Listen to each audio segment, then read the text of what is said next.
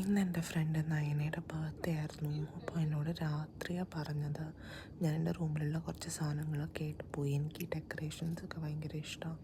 അപ്പോൾ ഞാൻ ഡെക്കറേറ്റ് ചെയ്യാൻ വേണ്ടി എൻ്റെ റൂമിൽ ഓൾറെഡി ഉള്ള കാര്യങ്ങളൊക്കെ ആയിട്ട് പോയി. എന്നിട്ട് ഞങ്ങൾ കോളേജിൻ്റെ ഉള്ളിൽ തന്നെ ഒരു കഫേ ഉണ്ട്. അവിടെ നമ്മൾ കേക്ക് ഓർഡർ ചെയ്തിട്ട് അവിടെ ഇരുന്ന് ഡെക്കറേറ്റ് ചെയ്തു. എനിക്ക് ഈ ബലൂൺസ് സെറ്റ് ചെയ്യുന്നതും ഫ്ലവേഴ്സ് സെറ്റ് ചെയ്യുന്നതൊക്കെ ഭയങ്കര ഇഷ്ടമാണ്. കോളേജിൻ്റെ അവിടെ തന്നെ ഒരു ഗാർഡനിൽ പോയി കുറച്ച് ഫ്ലവേഴ്സൊക്കെ കൊണ്ടുവന്നു.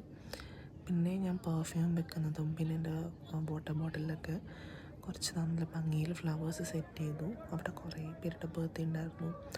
ഓരോ കുട്ടികൾ ഓരോരുടെ ബർത്ത്ഡേ സെലിബ്രേറ്റ് ചെയ്യായിരുന്നു. ഞങ്ങളിപ്പോൾ നയനെ വെയിറ്റ് ചെയ്ത് നിൽക്കുകയാണ്. നയനെനിക്ക് 12 മണി കഴിഞ്ഞിട്ടും വരുന്നില്ല. സർപ്രൈസ് ആയതുകൊണ്ട് അവൾക്ക് അറിയുമില്ല.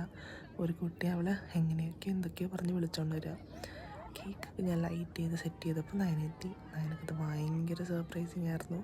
അവൾക്ക് ചായ കുടിക്കാൻ പോകാമെന്ന് പറഞ്ഞ് ആനൊക്കെ പോയി വിളിച്ചുകൊണ്ട് വന്നോ. അങ്ങനെ നയന് ചാടിക്കിടന്ന് ബർത്ത്ഡേ പാർട്ടിക്ക് വരികയാണ്. And she was so surprise. എന്നെ കണ്ടത് ആൾക്ക് സർപ്രൈസിങ് ആയിരുന്നു. ഞങ്ങൾ UGയിൽ ഒരുമിച്ചായിരുന്നു.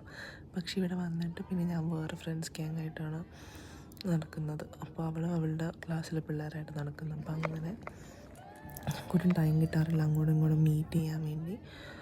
അതെനിക്ക് സാഹില എന്ന ബർത്ത്ഡേ ഗിഫ്റ്റ് ഉണ്ടോ ആ ഒരു റാബിറ്റ്, അതൊക്കെ ഞാൻ സെറ്റ് ചെയ്ത് വെച്ചേക്കാണ്.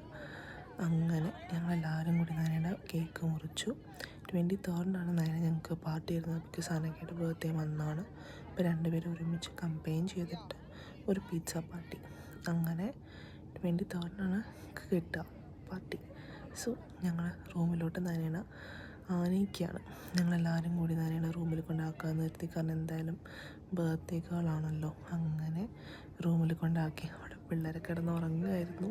ആ ഒരു സെക്ഷനിൽ മാക്സിമം ഞങ്ങൾ വോയിസ് ഒന്നും ഉണ്ടാക്കില്ല, ജസ്റ്റ് സംസാരിച്ച് നടന്നതേ ഉള്ളൂ.